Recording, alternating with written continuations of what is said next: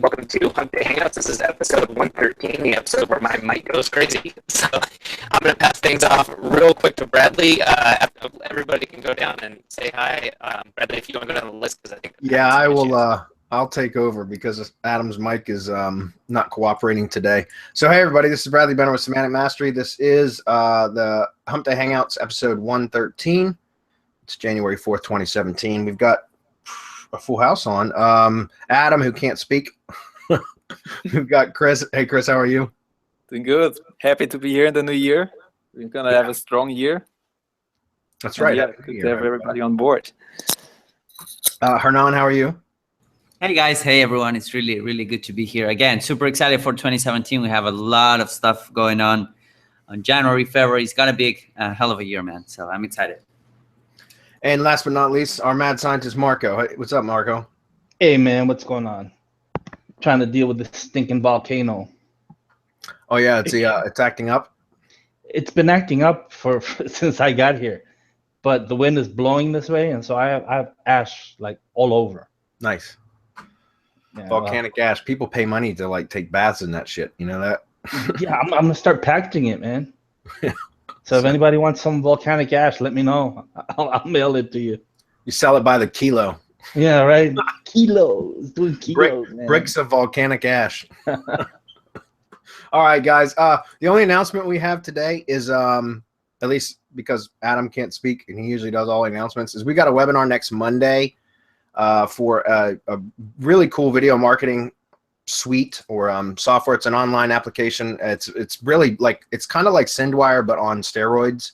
It's like an enterprise level version of Sendwire, and the developers have been working on it for months and asked for feedback and stuff like that from us. And so we're going to have a webinar next Monday. We're going to send out the registration email probably tomorrow. I think Adam said we're going to do that tomorrow. So I just want to give everybody a heads up. If you don't have a powerful video marketing suite yet, or software or tool, might be something you want to check out. If you've already purchased like Video Marketing Blitz, which is Ab's product, we did a promotion with that a few months ago, then you probably don't need to attend this upcoming webinar because you've got pretty much everything already. But for those of you that maybe missed out on that, this is a comparable solution, and it's it's quite powerful. And in fact, I think this application that we're going to be hosting the webinar about on Monday has less of a learning curve than Video Marketing Blitz. So it doesn't have all the features that did, but it has less of a learning curve, and it's really powerful. So anyways, just wanted to give everybody a heads up on that. Is there anything else we need to announce, guys, before we get moving? I think we're good. Okay, cool. All right, well, let me grab the screen and we'll get into it.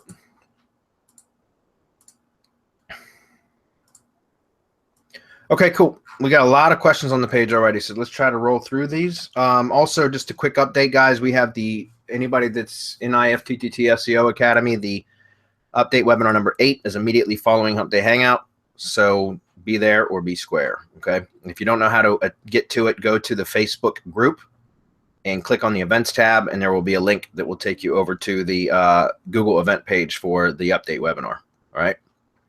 So Michael's up first. He says, Happy New Year's, guys.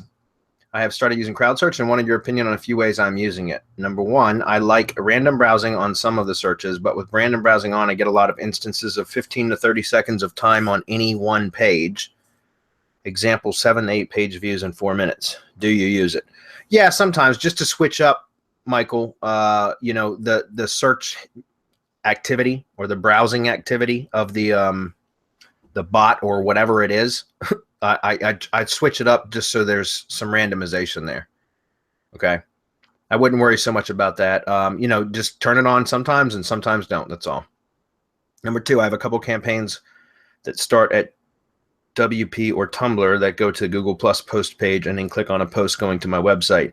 I vary what post is clicked. Good idea? Yes, absolutely, Michael. That's social referral traffic, and that's a great idea. That's one of the more powerful ways of using crowd search, in my opinion. All right. Number three is when I see a link show up in Google Search Console, I add that to crowd search. Example, last month I had 5 visits from an unknown Pinterest board show in analytics. I checked it. It is a good board themed for my industry. So I added a campaign for a few searches a month coming from that Pinterest board. Is this a good type of thing to do? Again, yes, Michael. because that's a great idea. And that's actually a really good idea, is to go into Search Console, guys, and take a look at, if any of you that are using CrowdSearch, if you're not, you probably should be, but go into Search Console and take a look at your search queries report, and take a look at some of the keywords, the search phrases that have given your site impressions for, that maybe you didn't get many clicks for, or if you highlight in Search Console, like the click-through rate, and it'll show impressions, click-through rate, clicks, and position, search position, right? So highlight all of those, or check all of those boxes, and then you can go through and take a look at search queries that are giving your site impressions, but maybe your rank position is such that you're not getting any clicks. In other words, maybe your position, like say 14, for example, and so you're not getting any clicks, right? Because whoever goes to page 2 of Google is rare, right?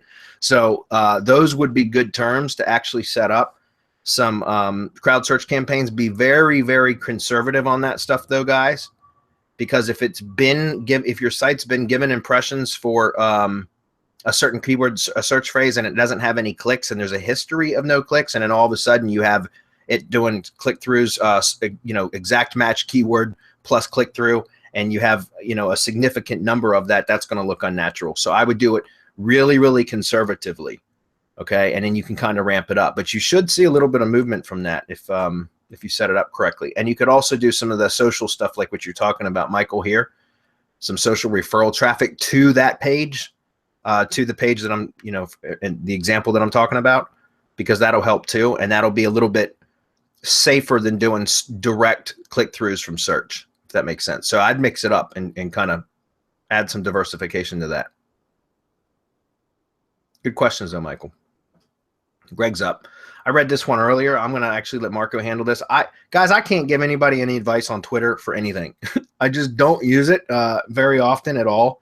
So I can't give you any advice on Twitter, Greg, but Marco can probably answer this. The only thing I know is that the few times that I've, not the few times, actually every time I create a new Twitter account for, an IFTTT ring or something like that, or I get one back from our builders, if it's a branded ring, then I will go in and manually tweet and retweet a few times and do some direct messaging and stuff like that on the account to get it out of the sandbox. And I've never had any issues with it, Greg, but I know that other people have. So Marco, can you comment on this question, please? Yeah, I was just taking a look at it. I'm just wondering if he went into the update section and if he tried the 10 tweet out of the sandbox method that Dr. Gary updated in there, because it works. I mean, I haven't had any problems. And then like you can get sandboxed again if there isn't enough activity, if you don't do anything with the Twitter profile and it's just sitting there, you can get sandboxed again. And every time that I've gone in and done the 10 tweet, I mean, some people do 3 or 4 and they're out of the sandbox. Sometimes it takes 10, but I haven't had it take any more than that. So Greg, go into the advanced section and take a look at the 10 tweets out of the sandbox method. Very good. Thank you. Yeah, it's like you said, Marco. Generally, for about probably 9 out of 10 of the Twitter accounts that I'll get back from our builders for branded networks, I'll go in and I'll spend 15 to 20 minutes tops on just interacting or engaging with other tweeters or Twitter members or whatever you call them, and it gets me out of the sandbox. I've never had it take more than 15 or 20 minutes, and that's it. So, okay, Assie's up. He says, hi, I was just wondering if there's a way to make stronger SEO with IFTTT besides the tier 1 ring for a website. I'm looking for something stronger. I was doing RSS feed, mixing it to 3 tiers. Is that okay? Sure, that's fine, Assie, as long as you're minimizing your footprint on tier 2 and 3. You certainly can do that. That's not a problem. It's just a matter of making sure that you're hiding your footprint. I believe you're in a foreign market, so you can probably get away with a hell of a lot more than we can here in the US as far as spamminess. But I would still try to reduce or minimize your footprint at tier 2 and tier 3 as much as possible. If you follow the training, we talk about how to do that. Besides that, we also did a webinar with Damon Nelson, and he has that new application called RSS Masher. And I've got the link to that here. I'm actually going to drop this on the top of the page. This is the webinar that I did with Damon about, I don't know, 2 weeks ago or something like that. And where we go through how to use RSS Smasher, why I advocate or encourage the use of it now for tier 2 blog syndication networks, or second tier blog syndication networks, which before I had, for the last year and a half, close to 2 years, I've been preaching against doing that. But with RSS Smasher, it's something that can be done, in my opinion, now safely, and it's manageable using this application. Whereas before, you could still do it with using related content feeds at tier 2, but it was a pain in the ass. It was a lot of additional work to set up, and it was hard to maintain, difficult to maintain. So it just was too cumbersome, and so that's why I had recommended against doing it for so long. But this makes it a hell of a lot more manageable. There's still more work involved.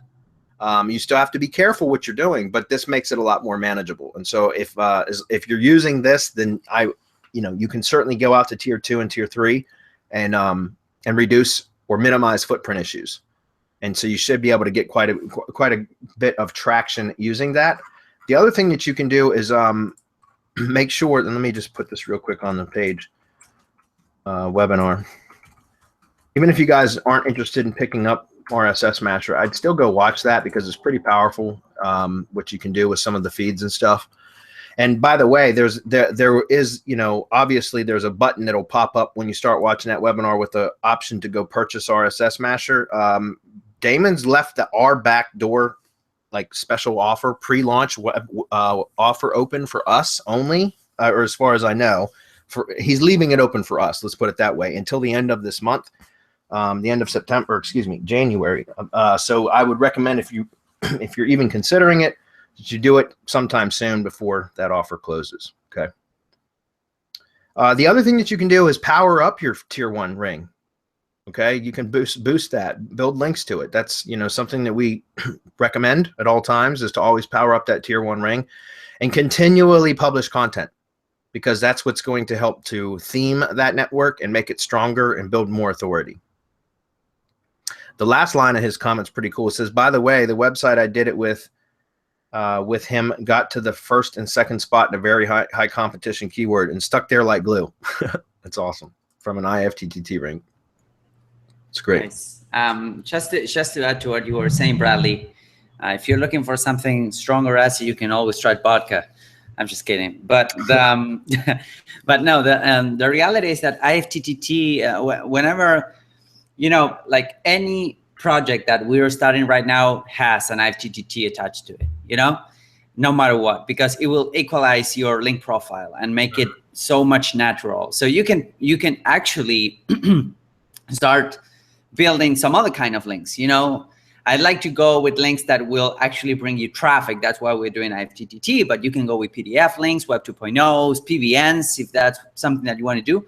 And those will actually bring you results faster, and you will be more protected, and you will have also, several link targets to point to, because you're using IFTTT. So the truth of the matter is that depending on your niche, sometimes IFTTT SEO is enough, sometimes it isn't, to be completely honest, on super competitive niches. But these are they do not exclude themselves. It's not like we're saying you do IFTTT and don't do anything else. No, by any means whatsoever. This is an addition to whatever any other thing that you're doing, and it's a smart addition because it will actually leverage whatever other thing, any other kind of link building you're doing, PBNs, Web 2.0s, whatever.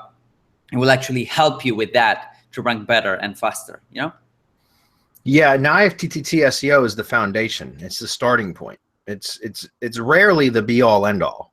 I wish it would be. I wish it was that easy. But if it were that easy, then we'd all be out of work, right? Because everybody would be doing it. So, but it is definitely the foundation. It's everything. I always build upon an IFTTT network. I start with that and just blogging, content marketing, right? And see what kind of results I can get from that. And then I assess it and, determine what else has to be done from there and then add to it going forward. So Mark's up next. He says, hey guys, Happy New Year. Hope you had a wonderful Christmas period. Got a 301 question for you and would love some advice. I don't know if you have heard or used SERP Drive, but it basically does an expired domain crawl for you, like blue chip backlink style crawl. And one search is just $12. So I'm considering doing one, maybe two 301 redirects to a lead gen site. Or any advice or best practice would be awesome. I know this may be mastermind stuff, but even a sly hint would be great. Yeah, I don't have to give the farm away, although I suppose we would let you give it away just this once if you must. So I'm assuming that what you're trying to do is like a double 301 redirect, or what we used to call link laundering. You know, I don't do nearly as much of that as I used to, because it's become less effective, which is normally what happens in SEO, right? You find something that works and you exploit the shit out of it, and everybody else does it too, and then it becomes less and less effective over time. That's generally what happens. So about a year and a half ago, about probably between 2 years ago and a year ago, all of last year basically, not 2016 but 2015, we were doing a lot of that, the double 301 redirect stuff, and it was working really, really well. I noticed it started to not work as well. You can still do it, but what I would recommend doing is I still like having, if you're going to be doing like redirects to boost properties, I would still boost a buffer site prior to, like, instead of doing a double redirect direct to the money site, I would do maybe a double redirect to a buffer page with a do follow link with a keyword anchor back to your site. That's typically how I found to get better results, because it became less effective over time. And one of the ways I was able to increase its effectiveness again was to, instead of going direct to the money site, I would go through a buffer property. I don't know if that makes sense, Mark, because I'm not 100% sure that that's what you're asking about. But does anybody else read this a different way than I do? Yeah, no, I just want to tell them that the reason why it lost effectiveness is because of the distance graph, right? Mm-hmm. Most of the sites that we were buying were garbage domains that weren't linking to any authority or weren't receiving any links from any authority. They boosted subdomains with garbage, right? And they were non-relevant most of the time. Correct. And so that's why they stopped working. But if you can find a really good domain with a good link, now you don't have to 301 that, because it's clean. Yeah. So that it would still work, but you don't have to 301 a good website. We were buying spammy Chinese domains and we with high trust flow, high domain authority. We don't even look at those metrics anymore. And we would just double 301 and launder them, and they were working really well until Google came up with the distance graph. Once that started being applied, then it lost effectiveness, of course, because of the link quality that was coming into those websites and out. It wasn't related to anything that was trusted or authoritative or that was in any way related to the niche that we were working in, which is what we're looking for now. So if you can do those three things, right? If you can find something that has good quality links from at least one trusted source, then it's a really good domain to apply, but you don't have to double 301 that, again, because it's clean. Yeah. And the other thing is, and then that's in part why I started going to a buffer site instead, because you can inject relevancy into that stream, into that link stream through the buffer site. So in other words, you could still use, and now I haven't done this in probably 8 months at least, since the last time I set one of these up. But if you could still use some of those Chinese like spammy domains that just had a shit ton of juice coming into them, right? A bunch of link juice coming in because they had thousands or hundreds of thousands of backlinks built to them, but totally spammy, right? You could still use those in a link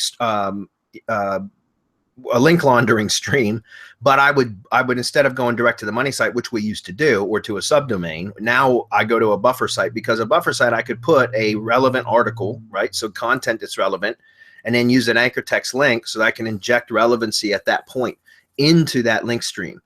But again, I would shy away from doing that now, because really all we're looking for now is relevancy, more so than metrics or anything else. It's more about relevancy. So I would rather buy a domain, an expired domain that has relevancy, but only a couple links, and maybe not even the greatest metrics, but they're relevant backlinks to that domain, relevant to the topic in which I'm going to be using to link to. If that makes sense. I'd rather buy those domains than go out and buy a domain that's got incredibly good metrics or high metrics, but is non-relevant, unless they're incredibly good metrics. If that makes sense. And even so, I would still push that to a buffer site where I can inject relevancy. So, but yeah, that's kind of more like mastermind stuff, Mark. We can get into it a hell of a lot deeper if you want to join us there. So, Virginia Surgeon says, I saw on RYS Speed that you were adding a description to each Google Doc, but G has changed the look of that site again. I searched online for an hour on how to do it. It looks like G removed that feature. Am I wrong? Again, thanks, Toby. As far as I know, Toby, you can still add information to GDocs. He's talking about metadata, Marco. Yeah, and I just checked. I dropped the whole Wikipedia page in the description. It's still spammylicious. Yep, still spammylicious. In fact, you could probably find it's the info button on the file itself. Correct? I don't have it here, so I'd have to actually look at a doc. But that's all it is. Yep. It's Okay. a nice big icon on the top right. Yeah, it's just an eye icon for info. You click on that and you'll open it. It pops out from the right side, like the sidebar area, and then you can paste in metadata. You can you have two options, right? You have details and activity. Yep. And so you want to click on details instead of activity. And spam the ever living hell out of it. Yeah, do some lovely stuff to that. It's like a spam bucket. It's awesome. Paul says, hi, guys. I'm back from my trip to the Philippines and I have a lot to catch up on. Glad to have you back, Paul. He says, first, I want to comment on RSS Masher. I got the program, put it into action. It's working great on all of my tier 2 networks. I like it, and time will tell how it performs producing traffic and ranking. That's great, Paul. That's awesome. I'm glad it's working for you. My question is on RYS again. I've had the best success with the service with my clients, and now I want to use it on my own sites. I am building out near to me sites. Okay. I have one site that will pay $141 per click when I get it ranked without the Google verified business pages for each one, without NAP, etc. How can I use and incorporate RYS to help get those sites ranked? And a follow-up question, after I get the stacks back, what can I do with the stacks to increase the rankings and visibility? Happy New Year's to everyone. Paul, yeah, well, first of all, obviously I've been using RYS or Drive Stacks for local mainly, but we've got we actually did another test recently within the last couple of weeks, Marco and I, that yesterday is ranking on page 1 for a near me term that gets like 8,800 searches per month. And this is a Drive file with 0 backlinks, and it's ranked on page 1, I think position 6 for an 8,800 search term. It's a near me term, a near me phrase, search phrase. It gets 8,800 searches per month on average. And we're number 6 with 0 backlinks for a Drive file. It's freaking awesome. So with 0 nothing, because we did 0 anything. Yeah, that's what I'm saying. It's just a Drive file that was created to the same specifications that we teach in RYS Academy. And anyways, so yeah, you can use it for local. That's typically how I've been using it, because majority of the work that I do is local. But you can boost anything with Drive Stacks, guys. Anything. A video, a press release, a website, organic or local. It doesn't, national or local. It doesn't matter whether you're trying to rank in the maps pack or organically. So it's just you build links back to your website, inner pages, silo pages, using the Drive Stack, and then obviously the sites.google.com site as well. And then how do you boost the power of those? Well, you can build links to them. Remember, those are all Drive. They're Google domains, essentially. Everything's on the Google domain, so you can use that to your advantage and build links to the Drive Stacks, right? Because you're letting Google's domain actually filter that, all that spam out. So you're basically just boosting it, and it doesn't take much really to get some pretty good results with the Drive files just by throwing some links at them. Marco, what else would you suggest?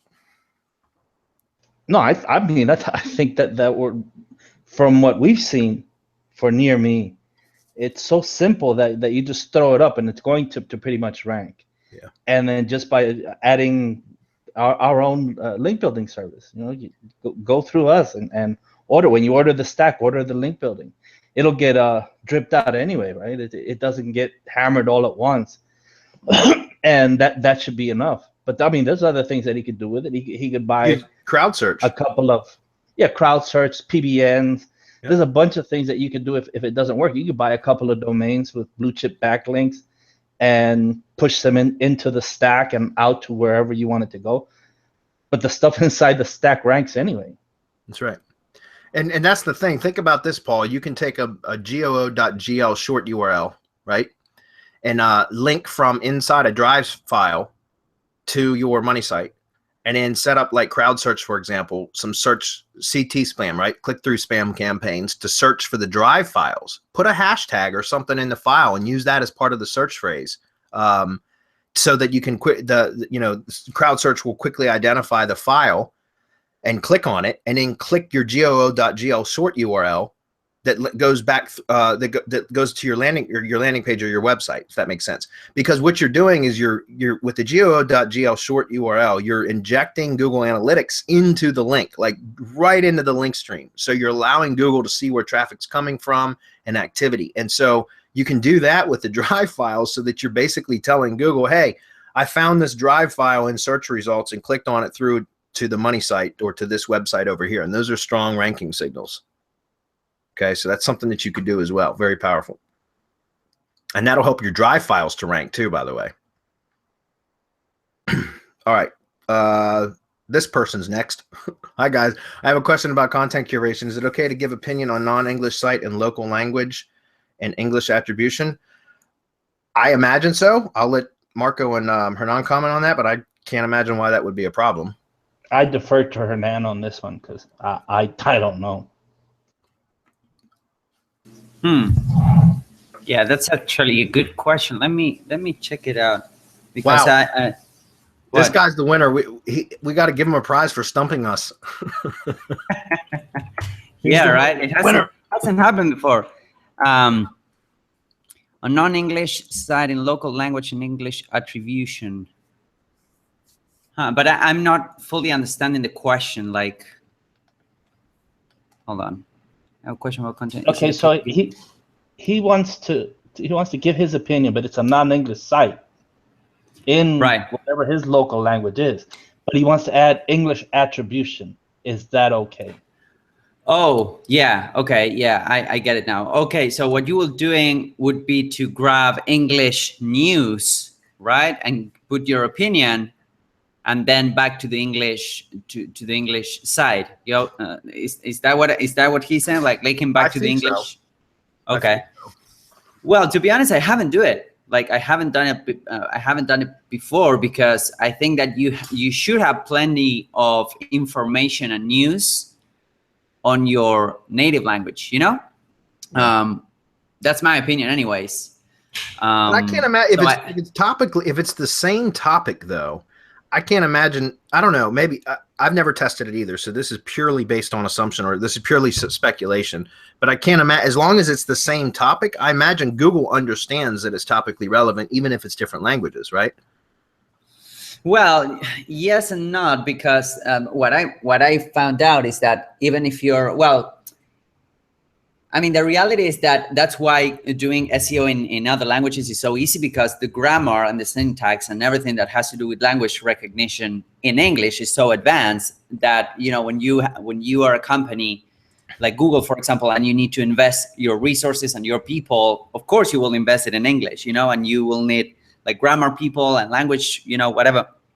So that's why doing SEO in Spanish or French or German, whatever, it's so much easier, because Google hasn't catch up, to that point where he can easily recognize those kind of patterns. But again, I wouldn't know why would you want to put some like foreign, because the reality with curation is like copy and pasting, some sort of the article of some part of the article, like a paragraph. If you're doing that, that will have to be in English, for example. And let's say that you're building a website in Spanish, you will have pieces of English content. And, it's kind of weird for the tier 1, or it's even kind of weird for the visitor. You know what I mean? If I land into a Spanish website and it has like little snippets of English, I'm just thinking this guy, is translating poorly or whatever.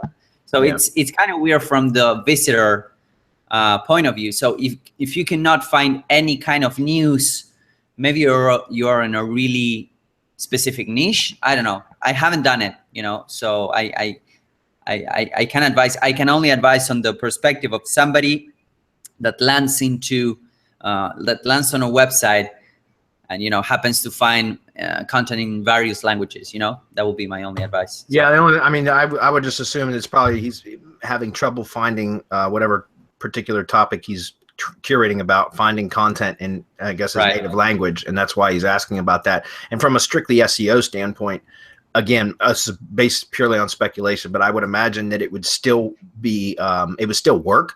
But from what Mark or Hernan's saying, I would totally agree. It would look weird for any visitor. You know what I mean? So like I was talking on a purely technical basis, it may still work. You'd have to test it, to be honest with me, with you. But from a user or a visitor standpoint, it just really wouldn't make sense. So I agree with you. Probably, I would just test it. I mean, guys, we don't have all the answers all the time, unfortunately.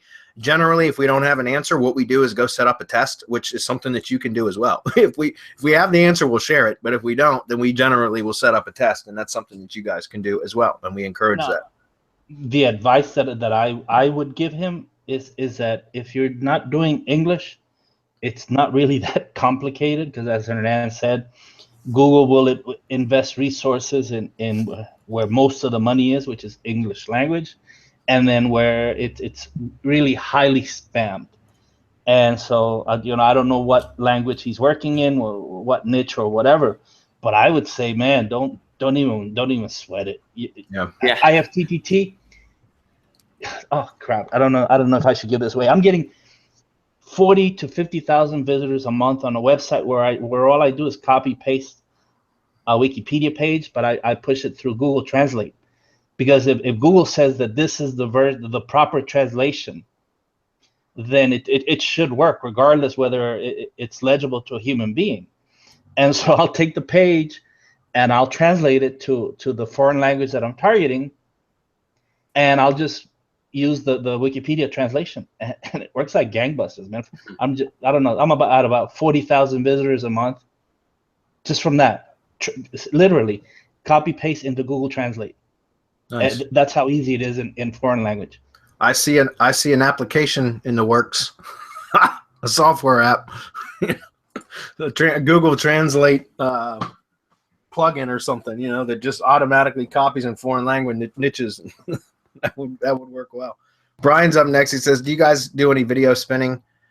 Any recommendations on a good spinner? Saw a webinar where someone had 30 new videos on one channel and it helped rank videos in Google. I'm not sure what that last part means, Brian, but I mean, the video spinning is typically something that is included if you have a video marketing suite of tools. Like, for example, we just mentioned Video Marketing Blitz at the beginning of this webinar, which is Ab's product. There's a spinner in there. You can buy standalone spinners. Basically, video spinning, the way that I understand it, is just taking a single video file and making multiple variations of that file. It doesn't really change the actual content of the video much. It just changes the file type, or maybe it'll swap, you know, still frames at the beginning and at the end out, and change the duration and change the file type and that kind of stuff, so that it gives to YouTube unique versions of the video. It's a way to where you can take the same video and create dozens of copies of that video and upload them to the same channel without YouTube algorithmically detecting that they're duplicates. However, with any type of spam tactic like that, or spam strategy, which is what that is, if a manual reviewer were to come look at it, they're going to terminate the channel for spam. There's just no question. And that's why I'll do that kind of stuff. You know, spin videos and spam and stuff like that, but only with specific channels that are designated for that, right? I don't ever do any kind of spun videos crap on money channels anymore, because I've had channels terminated for that stuff, which is crazy because it's hit or miss. I mean, I've got channels out there that I've got a channel that that's got like 968 videos on it that are all basically spun videos, and they're all shitty videos, all complete spam. And that channel's still up and still generating leads now, which is unbelievable because it's been up for like 3 years. I don't know why it hasn't been terminated yet. But anyways, most video marketing suites are going to have a spinner in them. You can buy standalone spinners. I don't recommend any of them because or the only ones that I would recommend are the ones that come with another suite of tools already. For example, Video Marketing Blitz, MegaRay, the product that we're going to be doing a webinar on Monday. I believe it has a spinner in there as well. And most of the more advanced tools will have that included already. Okay. I've tested some of the standalone video spinners in the past, like years ago, and I wasn't real happy with any of them. The quality of the videos usually came out pretty poor. They're probably better now. I'm sure they are. But again, I don't really do a whole lot of spam stuff in YouTube anymore because it's less and less effective. 2 years ago, you could get away with even a year ago, you could get away still create a business basically out of spamming YouTube all the time. What I found now is that people are becoming more used to ignoring spam videos, and just skipping over them. And so they don't convert. If you're doing spam stuff in YouTube specifically for SEO purposes, then fine, spam away. Spam until your heart's content. But I wouldn't recommend doing spam stuff in YouTube anymore for traffic generation or for actual conversions. To me, it's just based on my own campaigns. It really has plummeted the effectiveness. Conversions just suck whenever you do spam stuff. For SEO purposes, it works fine. Okay. And usually spun videos, guys, that for example, if you have a nice quality video and you want to target, 20 different keywords with the same video, you would use a spinner for something like that. But I wouldn't put all those spun videos so that you target 20 different keywords on the same channel. Or if you are going to put it on the same channel, don't ever do that on your money channel. Do it on a separate channel that's specifically used for spam purposes only, so that you protect your money channel. All right, Ivan's up. He says, Happy New Year, guys. Last week I created and published a one-page Google site with the new interface, with the Google Map, Google Presentation, YouTube OK. He says, now I want to create another Google site with the old Google site with the same content but using iframes. I watched the videos from RYS Academy. These two sites are companion sites from my main site. 2 questions. Is it a good idea to add these 2 sites in my search console for them to be crawled faster? What about duplicate content? Okay, first of all, I wouldn't add both of them in the search console, and not in the same account. I would add them into 2 different accounts. So create a persona account, which you probably already have anyways, and put one in one search console account, one in the other. That way they're both not the same site sitting in the same search console account. If that makes sense. That's what I would do. You can probably get away with it. It probably wouldn't cause you any problems, but I would still separate them. Okay. About duplicate content only exists on the same domain. If you have 2 pages on the same domain on a site, on your site, that have the exact same content, that's duplicate content. 2 pages with the same content on different domains is not duplicate content. Okay. And that's that's a myth that has been that has gone through our industry for years now, guys. And if that were the case, press releases would tank everybody's site every time someone used a press release. Social media posts would tank people's sites. So don't worry about the duplicate content issue, unless it's on the same domain. Ethan, hey guys, is utilizing RSS feeds from high authority sites, aka industry leaders, to populate your money sites with syndicated content on a regular basis an effective way to raise the authority of it? I wouldn't do that, Ethan, not automatically. I don't like publishing other people's content on a money site, period, unless it's been in a curated post, because then we're citing other people's content, but the post still originates from our blog, if that makes sense, from the money site blog. I wouldn't automatically post content to a money site from RSS feeds, from even authority feeds. I wouldn't do it because unless you're monitoring it on a daily basis, there could be some stuff that comes through that you don't want on your site. Number one. Also, I just wouldn't do it. I've never done that. As far as we use other people's content all the time on money sites, but we do it based upon curation, the strategies that we teach in Content Kingpin. Okay. And that's the proper way to do it, so that we're following the DMCA, Digital Millennium Copyright Act guidelines, as far as how when we're referencing or citing other people's content, we follow all those rules, right? So that the content comes out the way that Google likes it. So would you guys have any comment on that? Hernan, you do a lot of that stuff for PBNs, but what about money sites? No, money sites hardly ever, to be completely honest. It's anything and everything that I do for money sites is completely manual. You know, it's like I try not to risk it. For PBNs, you can, like, if you do it on a how would you call it, on a sidebar, for example, or if you can even have these feeds that update themselves, like not RSS feeds, but for example Twitter feeds based on a hashtag. Yeah. Or Pinterest boards based on, you know, whatever a category. Those, if you want to put those on your money site, that's probably better, because those are I would say officially released by, for example, Google or Twitter, you know. And if you have a finance website, you want to, I don't know, show all the tweets from finance blogs, whatever, that could work. But in terms of RSS, etc., I only do it for PBNs, but not for money sites. No. Yeah, and there's plugins that you can use, Ethan, that will, like, for example, you can add RSS feeds, and it will give like a little news widget, and that you can add to the sidebar or a footer of your site that will update with the headlines of that RSS feed, but it won't be actually populating your blog with content. In other words, you can set it up so that it's dynamically updated, and you can set it up to, you know, with filters and things like that, or go hand select the feeds so that it's related content, but the only thing that shows is the headline, and it's a clickable link that will go off site over to the content source. But that's what I would do. I mean, and I've done that. I've done that on money sites. Typically, that's stuff that I would do for PBNs and not so much for money sites. But you can still do that for money sites. That's something that I would say is okay.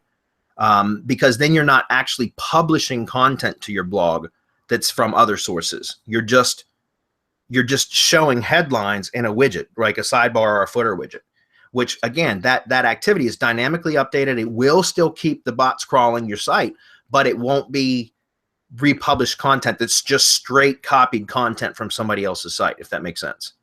Because with curation, you want to add commentary, because then, guys, remember, with a curated piece of content, it becomes an original piece of content, because you're curating multiple sources of content into one piece of content, and you're adding commentary, you're injecting opinion, and that in itself makes a unique piece of content. Does that make sense? But when you're just taking a straight 100% republished post from somebody else's site and pasting it on your money site, then it's zero original content, right? It's copied content that you're just republishing. And so I just wouldn't do it, not for money sites. Okay. I agree with you on some of this stuff, but that's why, Ethan, my suggestion is to hire a virtual assistant. If you haven't gone through Content Kingpin, our course, it's specifically set up for how to train a virtual assistant to do curating for you. And a curator can curate posts on a money site. I'll pay curators, you know, a good curator for money sites. It just depends, anywhere between $5 to $15 per post. But it really just depends on what it is that they're doing and what the money site's about. But $5 to $15 per post for money site curating. I mean, then they're top quality posts, guys, top quality posts. Okay. And by the way, if you hire somebody and pay them on an hourly basis, I like to pay on a per post basis, but like an hourly basis, you can hire a good curator from the Philippines and pay him $5 an hour, and you can get 3 good curated posts out of about an hour and 20 minutes, an hour and a half. Let's say an hour and a half.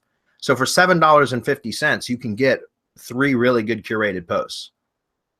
That makes sense. Okay. For PBN curated posts, you can get posts done 3 per hour. And you can pay $4 to $5 an hour for VAs to do that. So that ends up being like, you know, $2 per post, $1.50, $2 per post.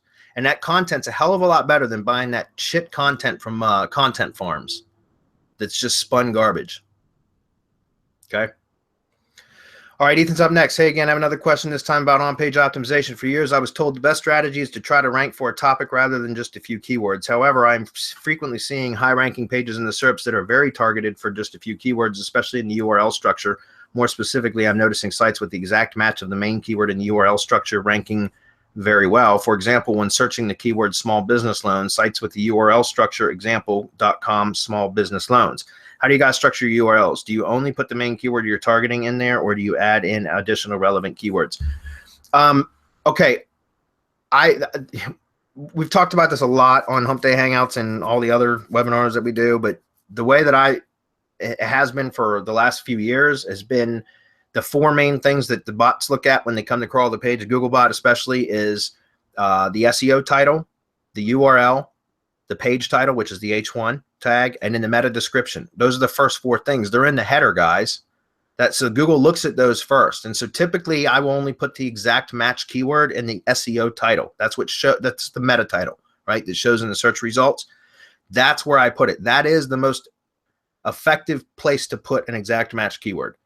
And one of our members, Dr. Gary, you know, one of the co-founders of RYS Academy, he recently did some tests on that to prove that as well, that the SEO title is still the most important place to have the exact match keyword. Okay, I don't typically put the exact match keyword in any more than one location out of those four, right? I'll use variations for the URL, the H1, and the meta description. I'll use, you know, related keyword phrases, co-occurring keyword phrases, but I typically will only put the exact match keyword in the SEO title. The URL will usually be a truncated or succinct version of it, and because unless it's an exact match domain, in which case it would already be in the URL. But I typically don't use exact match domains anymore either. Okay. Again, I think it's better, guys. You don't have to hit Google over the head with keywords anymore because of RankBrain. It understands, and Hummingbird, it understands semantic relationships between words a hell of a lot better. So if you add the SEO title, the exact match keyword in the SEO title, you're telling Google, hey, that's what this page is about.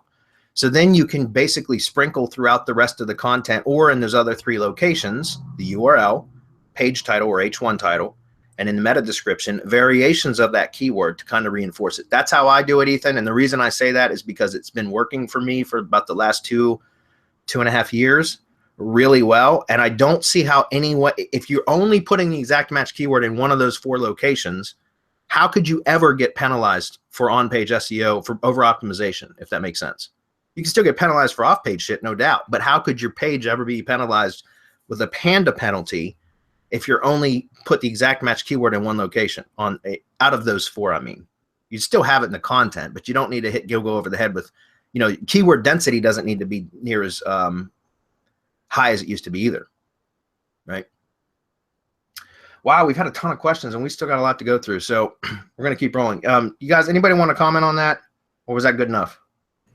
No, I think you nailed it, Bradley. Whatever I would say is just repeating what you were saying. So. Jamie's up. Hey, Jamie. She says, hi, I have a video on a fairly competitive niche that I can't seem to push on the page one. It bounces between 11 and 14 and seems like the last push is the toughest. I have my link wheel. I ordered embeds and links on SERPS. I've created some YouTube link wheels with about 300 YouTube links to the video.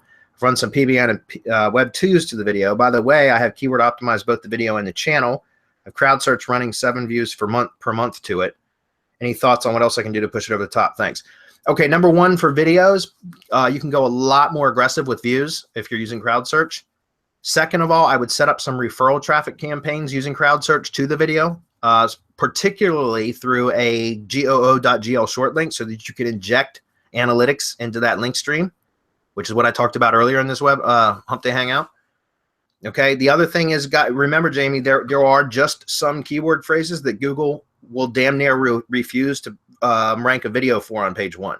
That is the case, guys. It didn't used to be, but it is the case now. There are categories of searches now, and there are certain search phrases that are just not friendly to videos because it doesn't make sense. Now, I don't know that that's the case with you, Jamie, but it sounds like it, because usually when you have a video that you can get that bounces between like 11 and 14, and I've seen that happen myself many, many times, it's because it's one of those keyword phrases that Google just doesn't want to put a video on page one.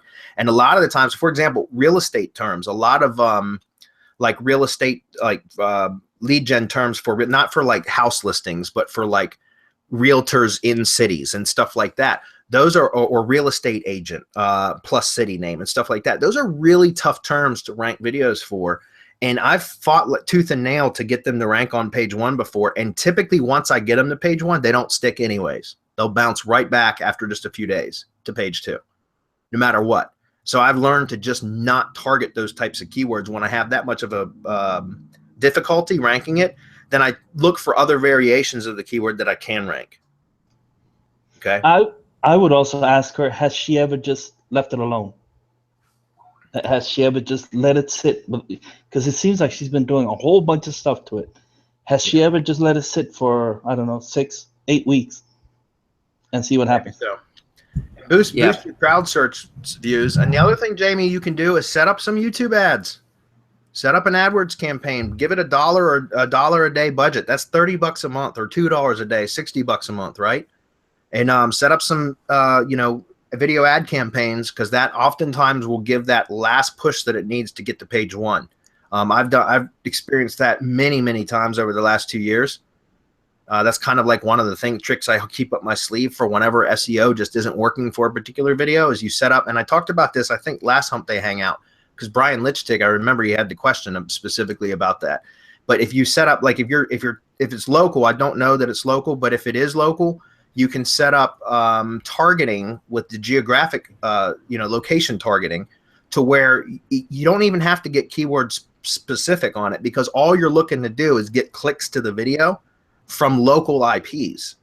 And so you can set up a very broad targeting campaign that's just mainly targeted by geographic location.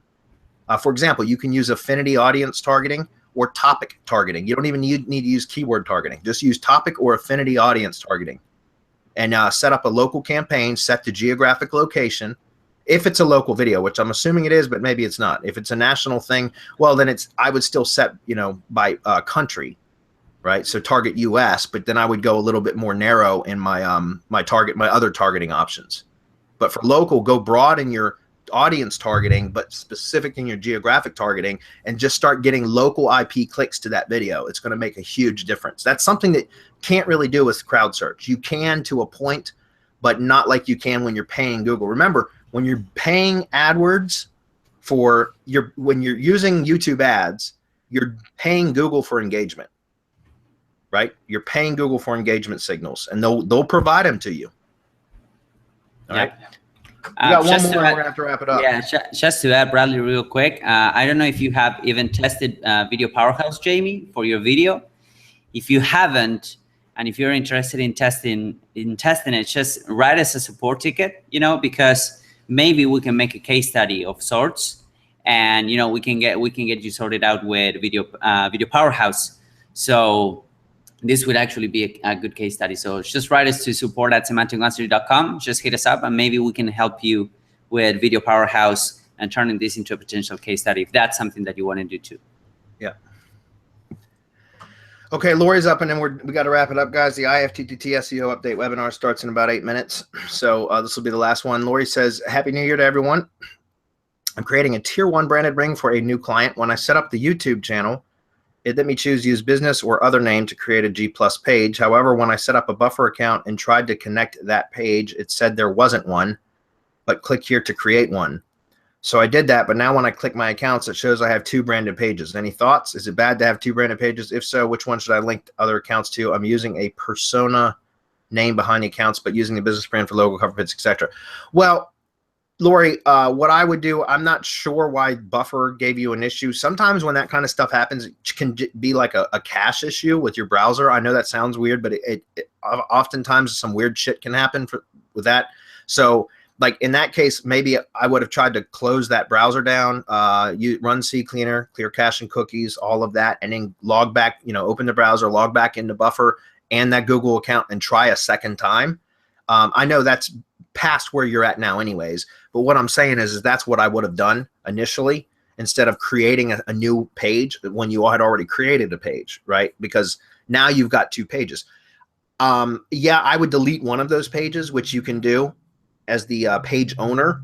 You can go into the settings, and if you scroll all the way down to the bottom, it'll say delete page, and I would delete the duplicate page. Keep the one that is connected to Buffer already, if unless you've already got your IFTTT network built and the other page has already been connected throughout all of those properties, in which case I would delete the one that Buffer created, and then I would try again. Because I just connected a Google Plus page to a Buffer account today, in fact, because I was preparing for the IFTTT SEO update webinar. Okay, so I don't know why. It was probably just some weird browser cache issue. I would have closed out, cleared cache and cookies, and tried again. And then, like I said, I would delete the page that was created through that process. and keep the one that you had already created that should probably already be interlinked to all the other properties. Otherwise, you're going to have to go back and edit all those other properties.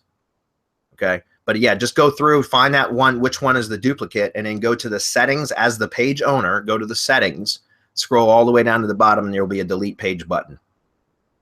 Okay. Okay, guys, sorry we didn't get to all the questions. Oh, look at that. Awesome. Sorry, guys. Apparently, we had a lot of questions today. Everybody's looking to get busy in 2017, apparently. So glad everybody's here. IFTTT SEO update webinar starts in about 5 minutes. We will see you guys then. Otherwise, we'll see you next week. Thanks, everyone. Bye-bye, guys. Bye, everybody.